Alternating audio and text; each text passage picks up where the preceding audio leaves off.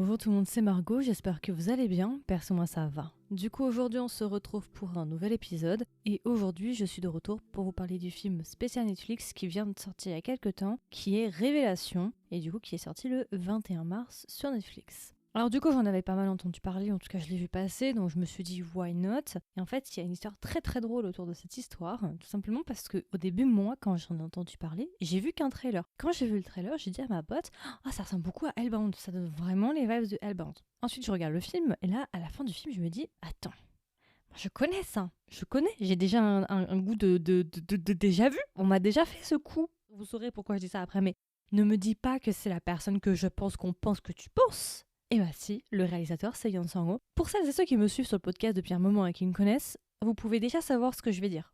Pour celles et ceux qui ne me connaissent pas, je vous invite à continuer avec moi, mais pour beaucoup, je pense que vous avez cramé ce que je vais dire, parce que oui, c'est exactement ce à quoi vous pensez. Alors Yeon Sang-ho, je dis pas, c'est un très bon réalisateur, il est le réalisateur derrière Un Dernier Train pour Busan que j'ai beaucoup aimé, mais il est aussi derrière tout ce qui est, par exemple, Parasite de Grey, The Bequest, Monstrous, oui, Hellbound, et surtout Monstrous, et aussi The Cursed que... Ouais, non mais c'est un truc de fou en fait. C'est un truc de fou parce qu'en fait, t'as pas besoin de me dire qui sont les réalisateurs de ces films-là et ces dramas-là. Ils ont tous le même point commun. C'est un truc de malade en fait. Rien qu'en voyant le projet, je peux savoir que c'est... Non, c'est un truc de malade. Je vais passer du coup à la présentation. Alors rapidement, du coup, quels sont les acteurs qui jouent dans ce film? En acteur principal, nous avons Lee Jun-yeol. Lee Jun-yeol, si vous le connaissez pas, qu'est-ce que je peux vous dire? Il a fait récemment dans Alienoid. Ces derniers temps, il s'était fait aussi un peu repérer. Il avait fait pas lui avec le scandale avec Yeli et avec l'autre actrice, j'ai oublié son nom. Han So-hee, si vous savez, vous savez. Moi, je l'avais découvert, il y avait un drama que j'avais beaucoup aimé, qui était Lost de 2021, que j'avais beaucoup aimé. Il avait aussi joué dans D.H. Show, c'est vrai, Reply 1988, de producer, enfin, il a fait beaucoup de films, c'est un acteur... j'ai pas envie de dire vétéran, mais c'est un acteur qu'on connaît. Et ensuite, en actrice principale, nous avons Shin Yeon-bin. Shin Yeon-bin, pareil, je pense que vous la connaissez. Elle avait fait dans Tell Me That You Love Me, Cinderella at 2am, Reborn Rich, Monstrous. Oui, c'est vrai, elle avait joué dans Monstrous. Reflection of You, Hospital Playlist, Argon, Madame Antoine. Enfin, elle avait fait quand même pas mal de dramas, je pense que vous la connaissez. Ça va être notre duo. Et du coup, de quoi va parler le film? Le film va parler de notre personnage principal qui s'appelle Sang Min-chan. Sang Min-chan qui est joué par Lee Jun-yeol et qui, au début du drama, on nous explique un prêtre. Et de l'autre côté, nous avons le personnage qui s'appelle Yeon-hee, qui est joué par Shin Yeon-bin et qui est une policière. Au début du film, ce qui va se passer, c'est que pour certaines raisons, dans le quartier où vit Sang Min-chan et où justement est installée son église, un personnage assez mystérieux qui s'appelle Kwon Young-lee va faire son apparition et on va nous expliquer en fait que ce personnage-là, c'est un délinquant, enfin c'est un criminel récidiviste qui a été libéré avec un bracelet électronique. Et ce qui va se passer au début du film, c'est que du coup, Sang Min-chan va rencontrer le chemin de Young-lee et va se rendre compte que ce personnage est un criminel récidiviste. Au début du film, le fils de Min-chan va disparaître et immédiatement dans sa tête, Min-chan il va se dire « Ok, c'est lui qui a kidnappé mon fils ». À partir de là, Min-chan va recevoir une intervention divine et du coup, Min-chan dans ce message va apprendre que c'est du coup Kwon Young-lee, ce criminel-là qui aurait kidnappé son fils et du coup, il va être amené à tuer le personnage au début du film. De l'autre côté, on a le personnage de Yeon-hee, du coup, qui est une policière un peu torturée parce qu'on nous explique en gros qu'elle aurait perdu sa sœur se serait suicidée après avoir été victime d'un mauvais jugement. En gros, sa sœur s'est fait kidnapper par le personnage de Young-lee, mais pour certaines raisons, je vais pas vous expliquer pourquoi, et sa sœur malheureusement s'est suicidée. Et du coup, c'est vraiment le personnage de Young-lee qui va rassembler nos deux personnages, cette policière et ce prêtre qui lui reçoit des messages divins entre guillemets venant de Dieu. Et tout le film, en fait, va tourner autour de Min-chan, ce prêtre-là, et sa descente, entre guillemets, aux enfers, ou en tout cas, du changement qui va s'opérer dans sa vie. Parce que, comme je vous dis, c'est un prêtre, enfin voilà, un prêtre, normalement, n'est pas censé prendre la vie, et c'est justement ce qui va apporter un petit peu ce twist. Je vous ai pas spoilé parce que c'est ce qui est dans le synopsis. Je suis allée voir sur Asian Wiki, c'est le synopsis, et je vous en ai dit même un peu moins. Ok, voilà, je vous en dis pas plus, je vous laisserai regarder le film. Donc, quand je vous dis ça comme ça, je pense que pour beaucoup, ça vous rappelle un petit peu dans l'ambiance pas mal de choses, dont Hellbound. Moi, en tout cas, il y a plusieurs aspects que le film va traiter, mais il y a beaucoup aussi le côté religieux, qui est un thème que le réalisateur aime beaucoup. Il nous l'a fait dans Hellbound, un petit peu dans Monstrous aussi. Et c'est le thème de la religion et de la place que la religion a dans la société. C'est un thème qui revient très régulièrement dans ses projets. Et je trouve que ça se rapproche énormément de Hellbound, en fait, en tout cas sur certains aspects. Et d'ailleurs, d'après ce que je vois, c'est basé sur un webtoon qui a été aussi écrit par Yeon Sang-ho. Il a fait la même chose pour Hellbound. Il travaille avec un autre illustrateur. Et peut-être que c'est le même en fait, peut-être que c'est le même illustrateur. Il a plusieurs casquettes, Yoon Sang-ho, parce il a aussi fait le webtoon de Hellbound. Ok, bon.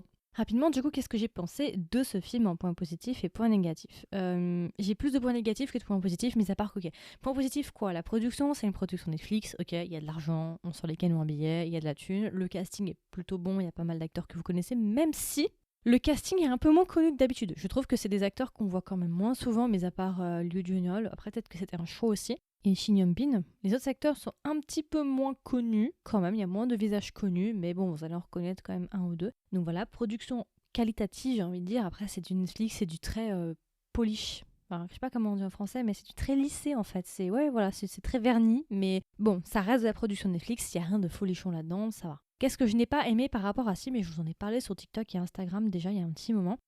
Moi, ce qui me dérange en fait avec ce film, c'est que ce film en fait te fait des promesses. C'est-à-dire que vraiment, quand tu suis le film, tu dis ah ok, c'est intéressant et tout, j'aime bien, il y a une petite prémisse et tout, ça change un petit peu de ce qu'on a l'habitude de voir. Et en fait, on te développe le personnage de Min-chan, je trouve, déjà parce que c'est un personnage qui est assez intéressant, un prêtre qui a des combats moraux un petit peu différents. Enfin voilà, c'est un thème, je trouve que c'est un arc qui est quand même l'arc central du film, qui est intéressant, qui change un petit peu, ça pique la curiosité, t'as envie de voir, voilà, ça met au défi un petit peu les combats moraux. On te met quand même une heure et des poussières à te travailler ça. Donc t'en attends un petit peu que, voilà quoi, ça soit développé, qu'on arrive à une résolution. Et en fait le film, pendant une longue partie, tu dis ah c'est intéressant et tout, j'aime bien l'acte qui est pris et tout, pour que finalement à la fin on retombe dans des axes extrêmement clichés et déjà vus de ce genre de film. Malheureusement en fait, ce film souffre des mêmes problèmes que tous les précédents projets de Yoon Sang-ho. C'est une histoire post-it. Pour celles et ceux qui me connaissent, peut-être certains vont dire Margot, tu es trop dure, c'est péjoratif, post-it. Je suis désolée, d'accord? Mais j'étais pas au courant. Pour ceux qui savent, vous savez. Pourquoi je dis post-it? Tout simplement parce que c'est le genre d'histoire dont le script tient sur un post-it et pas plus. C'est-à-dire que vraiment, c'est un film où on te raconte beaucoup de choses, mais on te raconte rien. On t'ouvre plein de choses différentes, mais finalement, on ne résout absolument rien. Et on se contente de finir le papier cadeau très rapidement en faisant un petit nœud vite fait. C'est vraiment l'impression que t'as, en fait. C'est vraiment, non, en fait, flemme. Oui, je sais, l'histoire, elle est intéressante. On t'a construit un personnage, on t'a fait des promesses, mais finalement, non, on va juste terminer comme de manière basique. Et c'est le même problème avec Hellbound, c'est le même problème avec Monstrous. Monstrous, on en a parlé avec Christelle, un drama qui avait tellement de potentiel, qui était tellement dingue, on était tellement investis dedans. Si vous voulez écouter l'épisode, n'hésitez pas, mais bon, c'est 4 épisodes de 30 minutes, je crois, enfin bon, bref, voilà. Donc c'est vraiment ce genre de projet, malheureusement. Et vous allez vous dire, oui, mais Margot, du coup, comme je disais, t'es un peu de mauvaise foi et tout, c'est sévère. Écoutez, je suis désolée, on pouvait peut-être effectivement reprocher précédemment, que j'étais un peu sévère ou un petit peu de mauvaise foi, mais en fait là, j'étais même pas au courant que c'était lui le réa. J'étais pas au courant et ça m'a fait exactement le même jugement. J'ai eu exactement le même jugement que j'ai eu pour Monstrous. C'est la même idée que j'ai eue en fait. C'est le même ressenti que j'ai eu. Histoire post-it et je savais même pas que c'était lui. C'est pour ça que je vous dis que maintenant on peut plus dire que je suis de mauvaise foi parce qu'en fait tous ces projets généralement je ne sais pas qu'il est dedans et à chaque fois en fait j'en ressors avec le même résultat, la même impression, le même problème. C'est un problème récurrent dans tous ces projets. Il a des très bonnes idées. On constate aussi qu'il a un genre très très particulier qu'il apprécie, le côté un peu surnaturel, un peu plus dark avec la question de soit des dérives sectaires ou de la religion ou ce genre de choses. Il y a des thèmes prédominants et qui continuent et qui perdurent de projet en projet. Mais il y a aussi ce problème pour moi qui est vraiment sur toutes ses œuvres ou presque. Il y a peut-être un dernier train pour Busan qui au moins est terminé. C'est un de ses rares seuls projets où vraiment il nous l'a fini de A à Z en fait. C'est le seul projet je crois où il a vraiment... Parce qu'en fait j'ai l'impression que vraiment il peut pas s'empêcher quand il est sur le point de terminer un projet de dire non il faut que j'arrête là. Non. Je peux pas, je me sens pas bien, je peux pas le finir, je tremble. Rien que me dire que je dois terminer une histoire, c'est pas possible en fait. C'est vraiment l'idée que j'ai, et j'en ai pas dans mon studio déjà. Donc non, je ne retirerai pas ce que j'ai dit, malheureusement. Yoon Sang-ho a la fâcheuse tendance de nous faire des histoires post-it. Il ne termine jamais ses histoires, ou presque. Et ça c'est quelque chose qui m'agace personnellement, parce que quand j'investis mon temps dans une histoire, j'attends au moins qu'on réponde à un des principaux arcs qui ont été traités. Là, c'est pas le cas en fait. Et il y a quelqu'un qui a très justement dit dans mes commentaires, et j'avais beaucoup aimé, enfin, je trouve que ça résumait très très bien ce que j'avais pensé. Il y a vraiment une impression qu'il commence à exploiter un perso et pouf, ça retombe. C'est ça, c'est exactement ça. Quand j'ai fini le film, je me suis dit, ne me dis pas que c'est qui je pense, ne me dis pas. Et j'ai hurlé. Je peux maintenant le reconnaître sans même savoir. Donc voilà, personnellement, c'est un film que j'ai vu une fois, mais que je ne regarderai pas 2 fois. C'est-à-dire que si je pouvais retourner en arrière, je le regarderai pas. Ça valait pas mon temps. Voilà. J'ai pas trop parlé du personnage féminin, mais le personnage féminin m'a agacé sur certains aspects. C'est bon, la sainte, ça m'énerve en fait. Le personnage du saint, de la sainte parfaite, c'est bon. À un moment donné, je veux bien, d'accord, mais il y a un dicton très très bon en français qui dit trop bon, trop con. Ce personnage m'a agacé. Le seul personnage qui était intéressant, c'était le personnage de Liu Junol, je trouve. Mais voilà, c'est retombé très rapidement et c'est vraiment du cliché à souhait. Et je me dis, pourquoi est-ce qu'on a travaillé tout ça pour faire ça en fait? Alors après, peut-être qu'il a une idée de saison 2. Mais non, en fait, parce qu'il a ruiné tout ce qu'il a construit. En fait, il nous a construit toute une atmosphère, tout un suspense. Et finalement, à la fin, il a dit non, en fait, les steaks, on s'en fout, en fait. Non, ça sert à rien. Ouais, j'ai passé 1 an à l'écrire, mais c'est pas grave, tranquille, ça passe. Ça m'agace, donc voilà. Si je devais le recommander à un ami ou une amie, qu'est-ce que je lui dirais et est-ce que même je le recommanderais? Pour les personnes qui me connaissent, je ne le recommanderais pas. C'est clairement pas un film dont vous allez m'entendre parler. C'est la seule fois où j'en parlerai. Je l'ai pas apprécié, il n'a pas valu mon temps. En revanche, après, à qui est-ce que ça pourrait s'adresser? À ceux qui aiment bien Liu Junol, à ceux qui ont bien aimé les films Netflix style The Big Twist ou bien aussi Hellbound et ce genre de choses. Pourquoi pas? Les projets en fait du Ria, si vous aimez bien cette ambiance un petit peu obscure avec la religion et ce genre de choses, bon, why not? Mais c'est un film que pour beaucoup c'est pas un chef-d'œuvre, c'est-à-dire que vous allez le voir une fois, ça va passer le temps, ça va passer votre samedi soir et vous allez très vite l'oublier et retourner dans votre vie de tous les jours. C'est pas un film qui va vous marquer. Et du coup, si je devais lui donner une note, je lui mettrais 13 sur 20. Voilà, donc ça passe pas du tout ma barre des 15.